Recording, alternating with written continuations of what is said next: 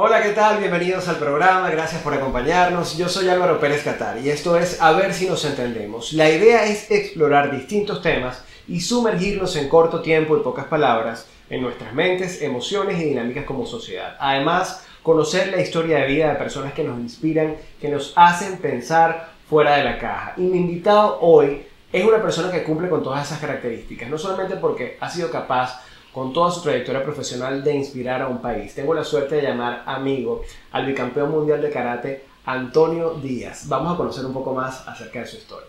Antonio José Díaz Fernández nació en Caracas, Venezuela, el 12 de junio de 1980. Es un karateca venezolano, bicampeón mundial en la modalidad de kata, Belgrado 2010 y París 2012. Además alcanzó la medalla de oro de los Juegos Mundiales de Duisburgo en el 2005 y Cali 2013. Así como logró el primer lugar en 16 campeonatos panamericanos y 13 campeonatos nacionales de Venezuela. Díaz comenzó su carrera en el karate a la edad de los 6 años por influencia de su padre. Al principio no le fue bien en el arte marcial, sin embargo el tiempo le permitió desarrollarse. De esta manera logró ser parte de la selección infantil del estado Miranda en Venezuela y desde 1997 es miembro de la selección nacional de adultos. Es el único atleta que ha logrado estar de manera consecutiva en 8 podios del Campeonato Mundial de Karate de la WKF, del 2002 hasta el 2016. Debido a esto, logró en el Campeonato Mundial de Karate de la WKF en Linz, Austria, el 29 de octubre de 2016, convertirse en el karateca masculino que ha ganado la mayor cantidad de medallas en competiciones individuales kata masculino en la historia de este campeonato y por lo cual fue incluido en el registro del récord Guinness. Es el único atleta de América en la modalidad de kata en ganar 16 campeonatos panamericanos individuales. Entre enero de 2010 y agosto del 2012 no perdió ningún encuentro en campeonatos internacionales y se mantuvo como el número 1 del ranking de la WKF por 4 años consecutivos. El karate es un arte marcial tradicional basada en algunos estilos de las artes marciales chinas y en menor medida en otras disciplinas provenientes del sureste asiático, proveniente de Okinawa, mejor conocida como el Caribe japonés. El nombre se compone de las palabras kara, que significa vacío, y te, que significa mano, manos vacías. A la persona que lo practica se le llama karateka.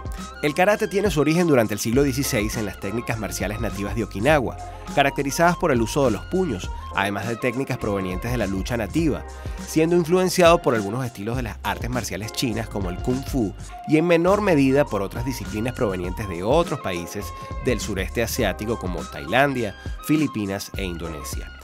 Ya en el siglo XX, este estilo marcial fue influenciado en un principio por varios conceptos técnicos, tácticos y filosóficos procedentes de algunas de las artes marciales japonesas, como el kendo, el judo y eventualmente el aikido. En un principio, sigue siendo el arte antecesor al karate moderno, el te, que surgió de la necesidad de los guerreros nobles de la isla de proteger al último rey de Okinawa, Shotai, y asimismo de los varios abusos perpetrados por los guerreros con armadura, los samuráis, quienes hacían parte de los invasores japoneses pertenecientes al clan Satsuma en el siglo XVII. El karate, o karate-do, de hoy en día, se caracteriza fundamentalmente por el empleo de golpes de puño, bloqueos, patadas y golpes de mano abierta, donde las diferentes técnicas reciben varios nombres según la zona del cuerpo a defender o atacar.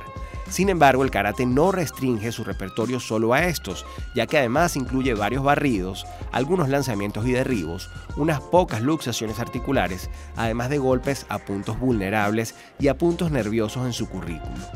En los golpes del karate-do se unifican la fuerza, la rapidez, la respiración, el equilibrio, la atención y la relajación al aplicar un correcto giro de cadera y una conexión o sinergia muy precisa de músculos y articulaciones, trasladando una gran parte del peso corporal y del centro de gravedad al lugar de impacto.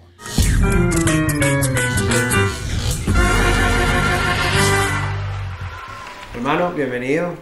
Un gusto recibirte una vez más. ¿Cómo estás, Álvaro? Un placer estar aquí contigo. El gusto es mío y además después de 10 años de haberte hecho tu primera entrevista, encontrarnos ahora para hablar no solamente de todo lo que ha pasado a lo largo del tiempo, sino también del cierre de una etapa importante para ti como atleta. ¿Cómo te sientes en este momento? Bueno, todavía siento esa emoción de lo que significó Tokio, pero también, bueno, hay sentimientos encontrados, ¿no? Está esa nostalgia de saber que ya no hay otro evento para el que prepararse, pero creo que fue un bonito cierre. Yo digo y siempre lo mantuve que no había un mejor lugar y un mejor evento, claro, que los Juegos Olímpicos, y además en Japón, para hacer ese cierre, ¿no? Hace 10 años atrás, cuando hicimos aquella entrevista, tú todavía, creo que apenas habías ganado el primer campeonato mundial. Tú decías que tenías como propósito que el karate fuera reconocido como un deporte olímpico y que parte de tu sueño quizá no era participar, a lo mejor el tiempo no te iba a dar para participar en unos Juegos Olímpicos, pero que sí esperabas que en algún momento el deporte fuera reconocido y era parte de tu lucha. ¿Realmente en algún momento visualizaste que efectivamente ibas a tener la oportunidad de estar allí? Yo creo que, no, como dices tú, lo veía muy lejano y no me veía como parte o como protagonista en la competencia. Luchábamos por eso, siempre estuve como muy activo desde el rol que tenía como parte de la comisión de atletas o desde donde podía apoyar, pero no lo veía como que me iba a llegar en el momento como competidor. Y tanto así que en el 2016, cuando ya a principios de ese año sabíamos un poco la gran posibilidad que tenía el karate de ser incluido para los Juegos de Tokio, yo todavía lo dudaba, ¿no? Decía, bueno, si se logra, participar va a ser ya como muy difícil. Pero justamente yo recuerdo muy bien que eso fue el día antes de la inauguración de los Juegos de Río, que dicen, mira, ya oficialmente el karate va. Entonces, claro, yo estaba esperando como esa confirmación, ¿no? Esa seguridad. Tenía la información de que era muy posible, pero era como que hasta que no lo digan oficialmente no me lo creo. Y llegó un momento que te lo pensaste, ¿no? Sí, dijiste, ¿será sí, que voy o no voy? Me claro, para esto, exacto. ¿no? Entonces yo decía, wow, una de las cosas que me hizo pensarlo mucho fue que se diera justamente en el momento de los Juegos, ¿no? Porque yo pasó el día antes, venía la ceremonia de inauguración, yo veía la ceremonia de inauguración, luego veía los Juegos todas las noches en casa con mi esposa, que en ese momento todavía no nos habíamos casado, pero los veíamos ahí, los Juegos, y yo decía, por dentro yo decía, wow, no sé, en 4 años, ¿será que voy a estar sentado frente a un televisor viendo al karate debutar en los Juegos Olímpicos? Sin estar.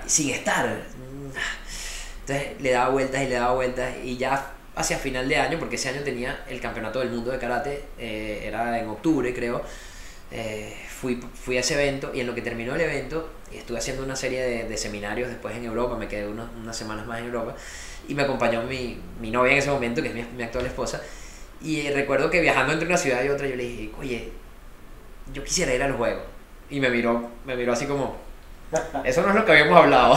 Entre otras cosas, porque llevar a cabo una carrera como atleta de alta competencia implica que tienes que estar viajando mucho, y ese noviazgo en muchas etapas fue a distancia, Claro. del otro lado del mundo, el uno y el otro, Claro. ¿no? Pero empezamos por el final, digamos, por lo que ha sido participar en los Juegos Olímpicos de Tokio, lo importante que fue para ti toda esta experiencia. Yo quisiera en esta parte irnos hacia los inicios, yo conozco muy bien tu historia, pero me encantaría que pudiéramos compartir con nuestros televidentes cómo comienza todo. ¿Quién es Antonio Díaz? ¿Dónde naces y cuándo comienzas a hacer karate? Mira, yo nací en Caracas y el karate estaba en mi familia desde que nací, porque mi papá siempre le gustó el karate, el boxeo, lo practicaba, incluso hizo que mi mamá practicara también, mi mamá practicó un poco también de karate. Entonces, desde que yo nací siento que el karate estaba presente en la casa, y yo siempre... Bueno, cuento que mis inicios fueron de una manera informal, porque mi papá a veces entrenaba en la casa cuando tal vez por el trabajo no podía ir al dojo a entrenar, a la escuela de karate, claro, y yo me ponía ahí como a imitarlo. Entonces él fue mi primer maestro de manera un poco informal, me enseñó algunos movimientos. En esa época los gimnasios de karate, la edad mínima para los niños era 6 años.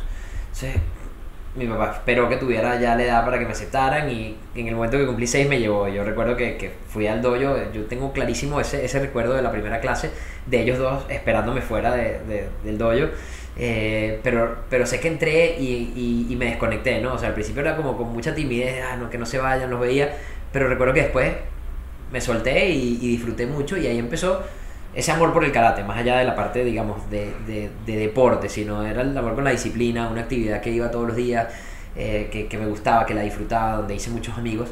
Y algo que tal vez la gente no sabe es que yo nunca fui el chamo que tú dices, mira, este va a ser una estrella y que bien lo hace. Tú no fuiste el Messi del karate. No, no. Que es como un talento que viene contigo. Para nada.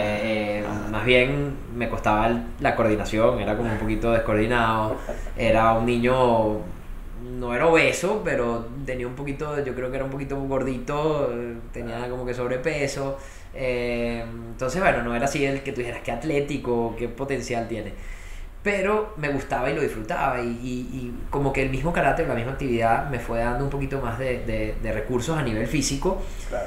Y yo creo que esa pasión de querer ir siempre, de disfrutarlo, también iba haciendo que mejorara poquito a poco, pues inconscientemente. No era algo que yo decía, bueno, voy a ir para mejorar, pero iba pasando por claro, consecuencia. iba pasando por consecuencia, totalmente. Ahora, ¿qué hay de cierto? Que hubo una etapa de tu historia como karateca, comenzando, en el que tu mamá tampoco tenía mucha fe en que eso iba a ir hacia adelante. Así es. Hay una historia que es muy divertida, que fuimos a un campeonato, recuerdo, en San Cristóbal.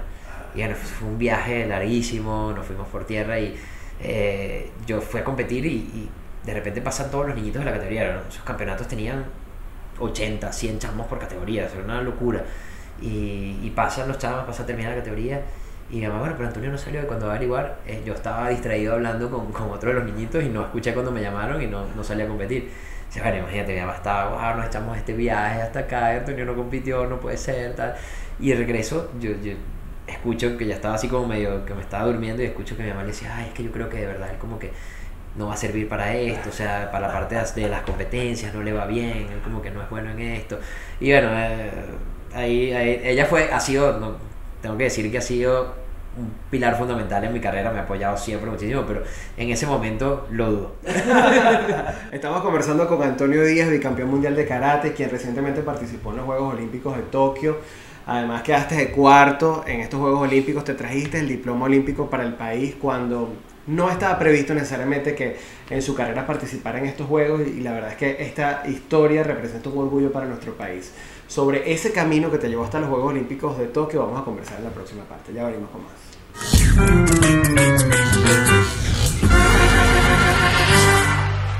Continuamos con más de este programa especial junto al bicampeón mundial de karate Antonio Díaz, orgullo de Venezuela por toda su carrera, digamos, longeva en el karate, por ponerle un nombre, ¿no? Sí. Estábamos hablando de los comienzos, dónde naciste, cómo fue ese contexto, en tu familia, tu papá, apasionado por el karate, te lleva a practicar el karate. Quizás no era la persona más virtuosa cuando todo comenzó, pero en el tiempo empezaste a notar algunos resultados de la perseverancia, digamos, del ejercicio del deporte. Pero, ¿en qué momento empieza a interesarte seriamente el asunto? Porque hay algo que tú tienes en particular en comparación a otros deportistas. Tú desarrollaste tu carrera atlético-deportiva en paralelo a estudios universitarios. Es decir, tu vida normal o clásica no cambió necesariamente demasiado por practicar el deporte. ¿En qué momento empezaste a tomártelo verdaderamente en serio? Sí, yo no lo veía como algo, tal vez de lo que decía, voy a vivir del karate, claro. O el karate no era un deporte tampoco como el fútbol, el béisbol. Entonces, bueno, te dedicas 100% a eso. Entonces siempre llevaba el tema de, bueno, voy a hacer mi carrera universitaria, estudié comunicación en la Universidad Católica, muchas veces tenía que salir de clases para entrenar porque estaba ya compitiendo en eventos, ya estaba en la selección nacional, había ido incluso a algunos juegos del ciclo olímpico. El karate todavía no estaba en las Olimpiadas, pero estaba en juegos centroamericanos, juegos panamericanos. Entonces yo creo que coincidió mucho con el momento que iba a entrar, estaba graduándome del colegio, con donde dije, bueno, estoy yendo a eventos importantes, tal vez esto no sé a dónde me lleve, pero yo lo veía como que quería de alguna manera lograr títulos importantes, sobre todo el de campeón mundial, ¿no? Yo siempre soñé con ser campeón mundial, lo soñaba desde chiquito, pero en ese momento fue como que lo vi que era más posible, tal vez, ¿no? Eso de soñar desde chiquito me recuerda que en una conferencia tú contabas que de hecho tú veías en VHS los videos del campeonato mundial y te proyectabas ahí, ¿no? Sí, recuerdo que bueno, eso era como un tesoro para mí, esos videos. Me reunía con amigos en la casa a verlos, y yo decía, yo quiero estar ahí. Y incluso juegos de chamo, de niño, era imaginar que estaba compitiendo en un campeonato mundial de karate. Claro. Y me imaginaba que la gente aplaudía cuando hacía los katas, hacía katas que todavía ni siquiera me sabía bien, ¿no? Que como que había visto algunos más avanzados hacer y yo me ponía como a imitar algunos movimientos y sentía que me paraban en el podio y me aplaudían y sonaba el himno. ¿Y ese niño que practicaba eso era generalmente un niño solitario?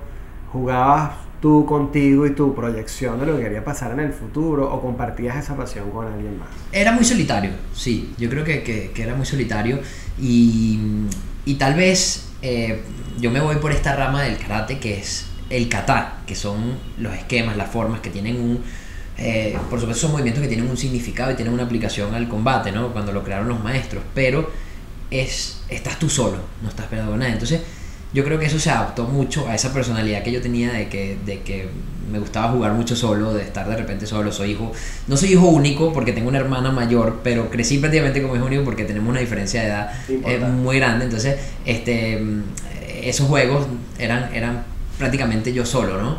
Y estaba haciendo ese ejercicio, como tú decías, veía y estaba haciendo un ejercicio de visualización, que hoy en día he aprendido que es un ejercicio muy poderoso, pero lo estaba haciendo de una manera muy ingenua y dentro de un juego, ¿no? De niño. Ahora, en el camino habían como puntos de confirmación, como cosas que ocurrían, por ejemplo, obtener una oportunidad o ganar un campeonato quizás más pequeño, que te hacían pensar que verdaderamente el sueño de estar en un campeonato del mundo era posible. Sí, yo creo que lo primero fue ganar un campeonato panamericano siendo aún juvenil. Recuerdo que tenía 18 años cuando gané ese primer campeonato panamericano y claro, el que era en ese momento mi entrenador me decía mucho, yo sé que tú vas a ser campeón mundial, yo sé que tú puedes hacerlo. Incluso recuerdo que una vez comentó como que yo sé que no vas a ser una sola vez, yo sé que va a ser más de una sola vez que vas a poder ser campeón del mundo. Entonces yo dije, bueno, sí se puede. Y tuve la oportunidad de entrar muy joven a la selección nacional de mayores. Claro. Mi primer campeonato de mundial, yo apenas tenía 18 años. Entonces después fui cuando tenía 20 y quedé quinto, luego con 22 años logro mi primera medalla mundial. ¿Qué fue? ¿La de bronce? La de bronce, fue una medalla de bronce en el año 2002.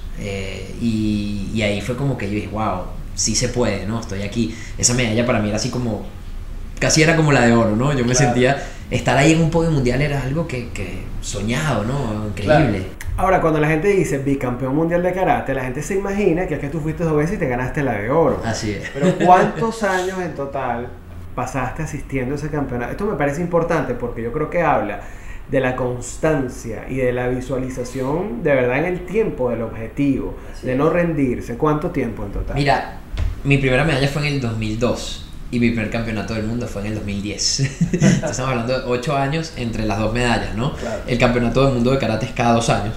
Yo gané 2002 bronce, 2004 repito bronce, 2006 bronce. Ya ahí era como que yo decía, wow, no me muevo de este puesto. Finalmente, bueno, entre ese del 2006 y el 2008 pasan muchas cosas. Conozco a un maestro en Japón que me cambia un poco toda esa mentalidad de que yo estaba como en una bajada, ¿no? O sea, estaba como que me sentía estancado, ¿no? De venir 3 mundiales quedando bronce. Porque hay que detenerse en ese punto de hablar de los maestros. Durante ese camino ha habido diferentes etapas en el ejercicio del karate, ¿no? Así es. Hay muchas perspectivas y maneras de verlo. Y gente en diferentes partes del mundo que lo estudia y lo ejerce de una manera distinta, ¿no?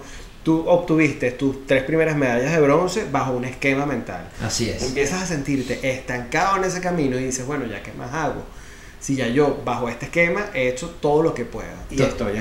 Totalmente. Y ahí fue donde dije, bueno, tengo que reinventarme, tengo que buscar qué hacer. Además, en ese momento no tenía guía, no tenía, por ciertas cosas, bueno, había como que se había roto un poquito la guía que tenía de mi entrenador anterior.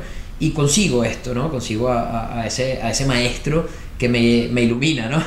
El camino. Es japonés. Sí, su nombre es Yoshimi Inoue, él falleció en el 2015, pero yo estuve con él desde 2007 al 2015 y siento que ha sido la influencia más grande en mi karate.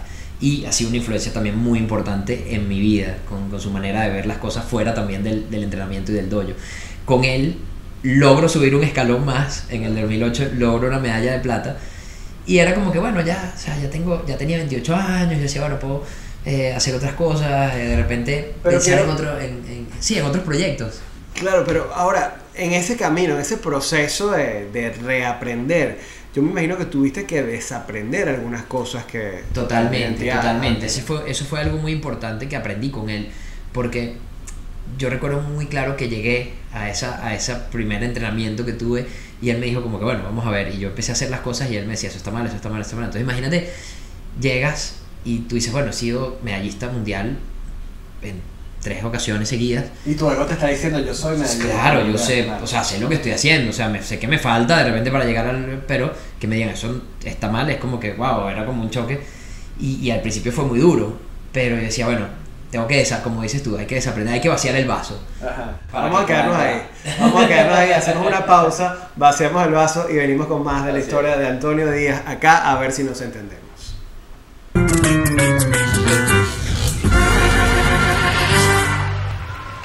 De vuelta con más, a ver si nos entendemos, hoy con el bicampeón mundial de karate, Antonio Díaz. Antonio, nos quedamos en un punto en el que después de haber ganado una medalla en el campeonato mundial o 3 de bronce, tú sentías que bueno, habías llegado a un nivel y te encuentras con un maestro que te dice, no, esto está mal, y tu ego por el otro lado te decía, pero si yo he logrado esto, ¿cómo es posible que estoy haciendo las cosas mal?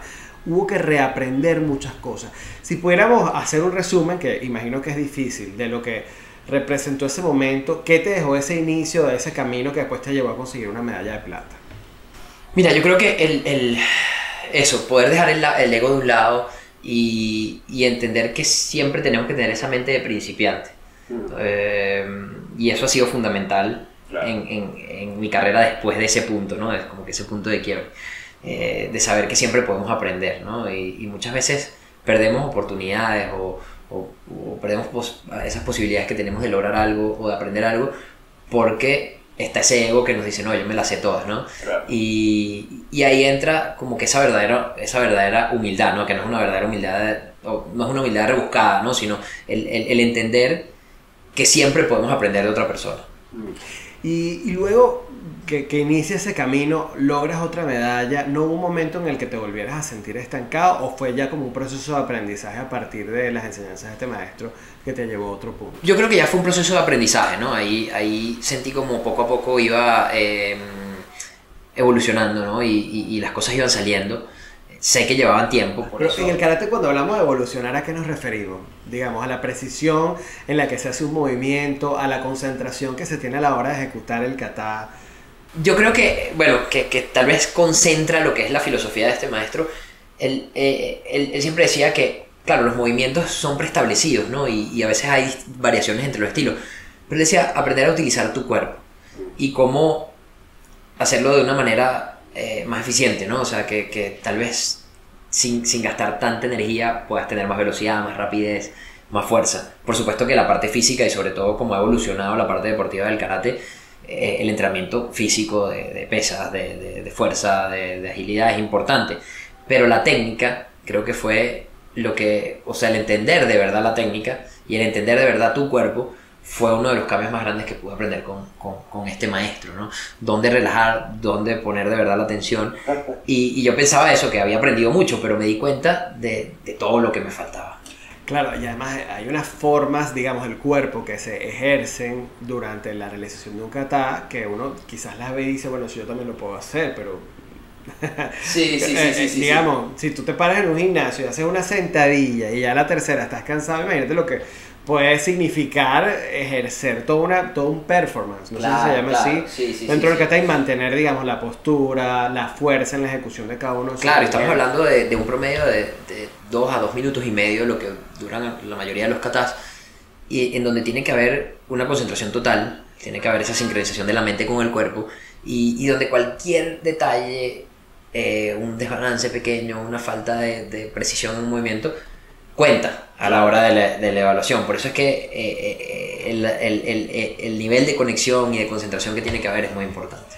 Hay un chiste interno entre los amigos tuyos que a veces te sacamos en cara, que decimos que tu forma de ejecutar el karate es sin contrincante. ¿Cómo es posible eso? Sí. Pero en la vida real sí existen los contrincantes. Me gustaría hablar un poco del espíritu competitivo que hay detrás del deporte, porque si bien durante la ejecución del kata no tienes a alguien con quien estás compitiendo, al final, a nivel de puntuaciones, sí hay alguien que probablemente está muy cerca de ti y con quien te estás disputando los diferentes títulos o medallas. Así es. Y en la historia hay un personaje en particular Sí. del que tú hablas con el que fue muy duro competir. Sí, yo creo que si tengo que escoger un rival en mi carrera, he tenido varios importantes, pero es Luca Valdesi, un italiano que además se ha convertido en un gran amigo, ¿no? Después de todos esos años que vivimos, incluso compitiendo, había una rivalidad dentro del tatami, pero fuera nos las llevábamos bastante bien. Era como la piedra de tranca que estaba ahí siempre. Yo decía, wow, no me deja lograr mi meta, porque el campeonato mundial era la meta más grande que yo tenía, y yo le había ganado a él en otros eventos, pero siempre que llegaba al mundial perdía con él. Incluso Perder era, por ejemplo, llegar a bronce y él un poco más arriba que tú, o sí, llegar a plata y él sí, lo que pasa es que en esas primeras medallas, cuando estaba compitiendo, los encuentros eran directos, o sea, había encuentros directos, no hay combate, como tú dices, pero hacían los dos, cada uno hacía su kata y los jueces decían cuál de esos dos katas era mejor y avanzabas a la siguiente ronda. Claro. Entonces él siempre me tocaba, antes de llegar a una final, me tocó primero en el 2004, en cuartos de final, perdí con él, él llegó campeón del mundo y yo quedé bronce. Luego al mundial siguiente nos tocó en la semifinal, perdí en la semifinal con él, ganó oro, yo bronce. Luego por fin llego a la final con él en el 2008, cuando ya estaba empezando a entrenar con este maestro japonés, y pierdo en la final con él. Entonces era como que yo decía, oye, donde me lo encuentre, pierdo con él. O sea, era como que ya soñaba con él cada vez que... Entonces se empezó a convertir como un tema de un reto también personal, ganarle. Era como que no solo ganar el mundial, tengo que ganarle a él, ¿no? Claro. Y finalmente en el 2010 se repitió la final y logro ganarle. Fue un momento que yo decía, wow, yo creo que más que celebrar ese momento del mundial, yo decía, wow, por fin le gané al italiano. Vamos a ver un poco lo que fue la ejecución de ese kata con el que finalmente Antonio Díaz le gana al italiano.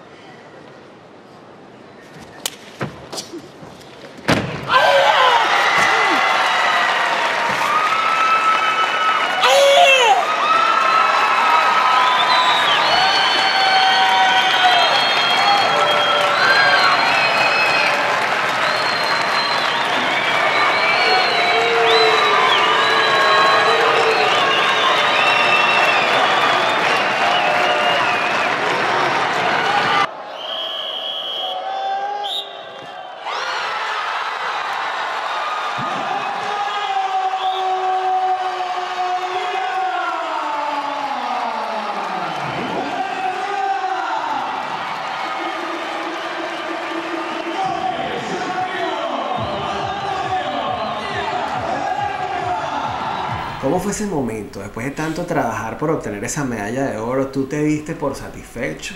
¿Pensaste que a lo mejor ahí se había acabado todo o había algo más? Bueno, yo siempre he sido muy competitivo, ¿no? Y yo decía, wow, ya gané uno, ¿por qué no intentar uno más? y 2 años después fui a París, recuerdo que fue ese campeonato del mundo, y creo que ha sido el mejor evento en el que me he sentido de los campeonatos mundiales. O sea, todo fluyó. Esperaba repetir la final con él, pero él perdió con el de casa, con el francés en la semifinal. Y bueno, yo decía, bueno, está un poquito ese nervio de que le acaba de ganar al italiano, me toca con él en la final, está en casa.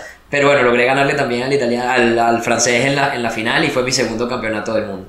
Al final pareciera que en las finales de karate, ya sea independientemente del evento deportivo, son más o menos las mismas nacionalidades las que se lo disputan, ¿no? Italia, Francia, Japón, Sí. Y en este caso Venezuela, representada por ti, que has estado durante varios años ahí presente, ¿no? Así es. Lo que me llama la atención es por qué hay 2 países de Europa cuando, digamos, estamos hablando de un deporte tradicionalmente asiático. Sí, Europa comenzó como a dominar mucho el karate deportivo. Japón incluso estuvo como como que perdió eso, sobre todo en la categoría de kata. Japón siempre ha sido como muy dominante, ¿no? Y los países que lograron como romper un poco con eso fueron 3 países europeos, que fue Italia, Francia y España. Eran los únicos que habían logrado como vencer ese dominio japonés. Y aparte de esos 3 países europeos y Japón, el único otro país que tiene un campeón del mundo es Venezuela, en Qatar. Entonces, claro, fue como, bueno, entrar ahí en donde estaban ellos. Luego, yo creo que hoy en día, incluso también con la inclusión del karate en los Juegos Olímpicos, ha crecido mucho más, o se ha globalizado también más. Vemos como hay países asiáticos como China, Taipei, Corea, que vienen subiendo, Hong Kong también, que vienen subiendo y están también, digamos, como rompiendo un poquito esa hegemonía que tenía antes Europa, peleando solamente con Japón. Ahora, dicho esto, y ya ha pasado como toda la historia del campeonato mundial, haciendo un resumen, ¿en cuántos campeonatos participaste en total? Son 12 campeonatos del mundo. 12 del mundo, se realizan cada 2 años. Es decir, que llevas 24 años de tu vida asistiendo a campeonatos del mundo. De los cuales has obtenido ¿cuántas medallas? 8 medallas. 8 medallas. 2 quintos lugares. Wow, después de 12 años, de 8 medallas en 12 años es un... Sí, y las 8 medallas fueron consecutivas. Eso quiere decir que tú tuviste por consecuencia un récord Guinness. Así es. Esas 8 medallas representan la mayor cantidad de medallas individuales para un atleta en campeonatos del mundo. Tanto en kata como en combate. Y esto ocurre en un momento en el que tú estabas quizá en una indecisión entre, bueno, ¿qué voy a hacer yo? Ya llega el momento de cerrar mi carrera o no deportiva de alta competencia. Obviamente vas a seguir vinculado al karate, pero en ese momento estábamos como en la transición de la que hablábamos al principio. ¿Será que participo en los Juegos Olímpicos o será que esto fue lo que llamamos en Venezuela el llegadero, ¿no? Así es. Bueno, ese campeonato del 2016, ese mundial del 2016, logré una medalla de bronce, pero yo me sentía muy satisfecho. Además fue mi primer campeonato mundial después de haber fallecido mi maestro. Él me había dicho que bueno, ya cerrábamos con el del 2014, pero yo quedé un poquito como no tan satisfecho de esa última actuación y dije, bueno, tengo que ir una vez más y ahí cierro, y era el 2016. Pero pasó eso y en mi mente estaba Tokio. Y como contaba al principio, le dije eso a mi esposa y ella como que me miró, me dijo, bueno, nosotros tenemos planeado casarnos el año que viene, hacer una familia tal, y tú estás pensando en 4 años más y a un nivel de preparación muy alto porque es lo que exigen unos Juegos Olímpicos. Y me miró y después me dijo, yo te apoyo, pero eso sí, si lo vas a hacer, lo tienes que hacer bien. Vamos a quedarnos con esa precisión que te hizo Paula, tu esposa, en ese momento, y al regreso vamos a hablar de lo que fue ese camino después de obtener el récord Guinness y decir, nos vamos a Tokio. Ya venimos con más de Antonio Díaz, a ver si nos entendemos.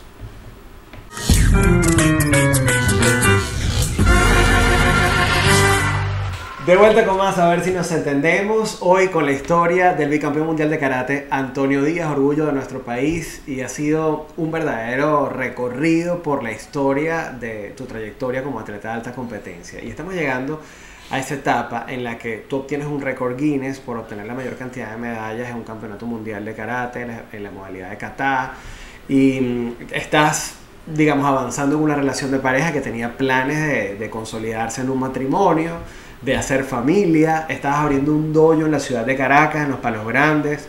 Recuerdo incluso que en esa etapa estábamos haciendo una gira de conferencias juntos y vimos los proyectos y era como una etapa en la que probablemente una carrera de alta competencia estaba por cambiar hacia una etapa donde ya eras una referencia deportiva, ¿no?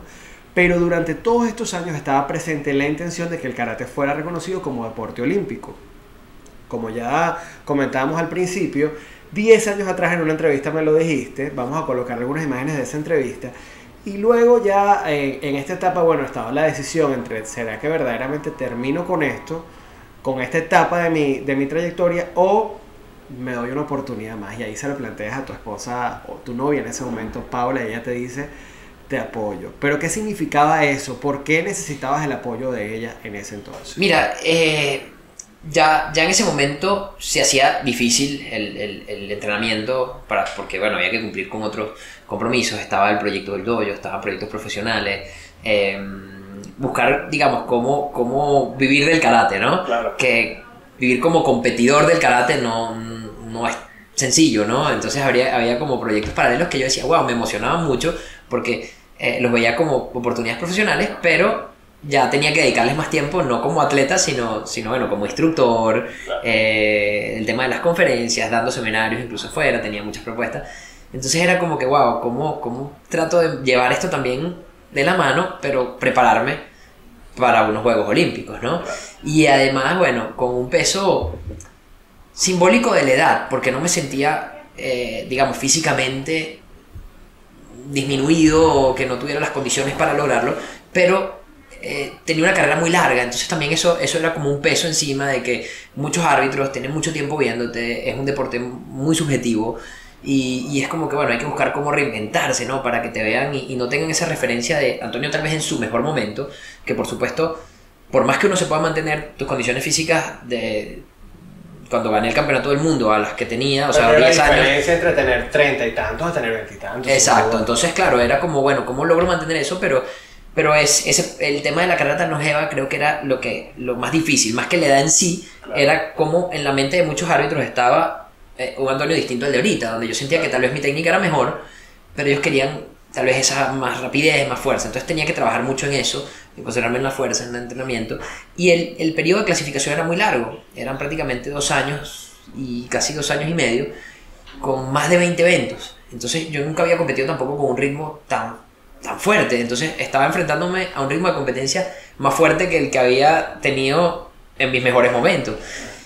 Empecé a ir y por supuesto el nivel subió muchísimo y bueno, comenzaron a participar atletas muy buenos también, tanto de Japón como de Europa, y tal vez en los primeros no me iba tan bien, no me iba tan bien entre comillas, ¿no? Porque no estaba llegando al podio, pero estaba quedando siempre entre los 8 primeros, entre los 5 primeros, que eso me daba buenos puntos para el ranking, para clasificar, pero era un tema de una pelea ahí con el ego de decir, wow, no estoy quedando en el podio, ¿no? ¿Será que ya no está el nivel igual? ¿Será que no lo voy a lograr? ¿Será que no puedo? Y además esto significaba que tú en paralelo estabas iniciando como un camino diferente, comenzando una relación de pareja, tu relación durante diferentes etapas estaba a distancia, por más que había la comprensión también, probablemente había unas ganas tuyas de estar más cerca de Paula. En ese camino te casas, ¿no? En esos años. En ese camino Paula sale embarazada. Sí, y tienes tu primer hijo, o sea, pasan muchas cosas. Sí. Bueno, incluso mi hijo nace, cuando nos dicen la fecha, yo, wow, coincide con los Juegos Panamericanos. Entonces era así como, ¿cómo vamos a hacer? Mi hijo nace un viernes y yo el domingo estaba viajando a Perú a competir en los Juegos Panamericanos. Entonces, a Paula hay que ponerle una medalla. Totalmente. O sea, el apoyo fue increíble y fue fundamental, ¿no? Yo creo que ella hizo como malabares ahí para poder llevar también todas las cosas de la casa, de la familia, mientras yo tenía que cumplir con todos estos compromisos. Pero todo esto esperando un 2020 que llega con una pandemia. Exactamente. Entonces, claro, bueno, ya falta poco, ¿no? Esos primeros meses de mi hijo teniendo que viajar, dejándola a veces sola y preocupado, con la mente en casa, bueno, oye, todo está bien. Regresar, o sea, ir y viajar porque no me podía tal vez quedar para varios eventos porque no quería dejarlos solos a ellos. Claro. Entonces, bueno, ya uno decía, bueno, ya falta poco, ya el camino está por terminar y viene la pandemia, lo extiende un poco más, ¿no? Claro. Entonces en ese momento digo, bueno, hay más tiempo, ¿no? Primero la ansiedad de saber si los juegos se van a dar o no, porque tú dices, bueno, he esperado todo este tiempo, se dio todo esto y ahora posiblemente cancelen los juegos y no haya juegos. Podré o no estar. Exacto, se acabará este sueño. Entonces fue un periodo de mucha ansiedad en el momento que dicen, bueno, ya los juegos sí van dentro de un año. Bueno, en un año las cosas deben estar normales, pero el mundo no se terminaba de normalizar, incluso faltando muy poco para estos juegos todavía había muchas dudas. Fíjate que los juegos fueron sin público, fueron unos juegos muy atípicos, ¿no? Con muchísimas restricciones. Entonces, ese periodo de la pandemia que yo pensé que tal vez era positivo para tener más tiempo para entrenar, mentalmente fue desgastante. Pero al final, bueno, se logró llegar ahí, logré hacer una buena preparación y poder llegar, creo que en unas buenas condiciones. Y yo diría que después de una trayectoria con tantos éxitos, no solamente dos campeonatos mundiales con medalla de oro, sino un récord Guinness por mayor cantidad de medallas obtenidas en ese campeonato mundial, y después de luchar tanto para que el karate llegara a ser un deporte olímpico, participar en unos Juegos Olímpicos, haber estado ahí, yo creo que esa es la mayor medalla. Yo no sé si tú lo interpretas de la misma manera. Sí, yo creo que el país lo celebra de la misma manera. Sí, totalmente. Yo esos días previos tenía mucha ansiedad porque tal vez eso, pues hay muchas personas que no son seguidoras del deporte, no saben exactamente, digamos, esa cronología de cómo va todo y tienen en la mente es Antonio Díaz, bicampeón mundial de karate. Entonces decían, esa medalla es segura, puedes contarme esa medalla, viene Antonio. Además yo cerraba prácticamente, ¿no? Era uno de los últimos en competir. Era desesperante ver el... Claro, entonces se empezaron a dar estos resultados increíbles de mis compañeros y yo decía, wow, tengo como un peso encima porque sé que mucha gente está esperando la medalla. Y claro, ya para mí el estar ahí, como dices tú, era un triunfo, ¿no? Era una medalla, una oportunidad, el poder hacer mis 4 rondas, mis 4 kata's, el pasar la primera ronda inclusive, porque era una competencia bien fuerte. Y bueno, cuando pierdo esa medalla, por muy poquito, por 3 décimas, que la veía muy cerca, porque además era un competidor que le había ganado en los Juegos Panamericanos, que lo conozco muy bien, pero bueno, mejoraba mucho y hizo un gran trabajo, pero yo decía, wow, estuvo tan cerca. Yo decía, bueno, la gente de repente va a estar tal vez como decepcionada o va a decir que estaba esperando y sentía como ese peso, ¿no? Mezclado con la nostalgia, mezclado con la tristeza de no haber podido ganar la medalla, pero al entrar en las redes, ¿no? Porque hoy con este tema de la información, yo dije, bueno, voy a poner un post tratando de expresar lo que sentí y wow, las muestras o los mensajes es como que, bueno, ahorita todavía lo pienso y me emociono, ¿no? Porque fueron cosas tan bonitas y ahí te das cuenta que no era ese momento, ¿sabes? Que es un tema de todo lo que he podido hacer, o sea, de todo lo que puedo hacer durante estos años y cómo eso ha podido impactar a otras personas y cómo independientemente de la medalla la gente se sintió alegre de lo que yo hice y pude transmitir esa alegría que yo estaba sintiendo, ¿no? De representar a Venezuela. Te celebra por una historia así deportiva exitosa y además por el orgullo de verte ahí defendiendo un 4º lugar que bueno, que yo creo que el mundo incluso, no me remitiría solamente a Venezuela, lo reconoce como una gran trayectoria deportiva. Sí, de verdad que sí, yo creo que fue uno de los momentos más emocionantes en mi carrera y a pesar de no tener público, ¿no? Yo le decía a Paula, wow, va a ser mi último kata en un estadio vacío, solo con los competidores, y me decía, yo te aseguro que nunca vas a tener a tantas personas viendo una competencia tuya como esta. Y así fue, y yo me quedo también con una frase que tuiteó tu esposa, que decía, no sé dónde guindar el diploma olímpico, sí, arriba o abajo del récord Guinness. Así es, bueno, ahorita hay que ver dónde lo ponemos. Te agradezco mucho esta entrevista, hermano, siempre un placer conversar contigo. Un gustazo. Nuestro campeón, Antonio Díaz, a ver si nos entendemos.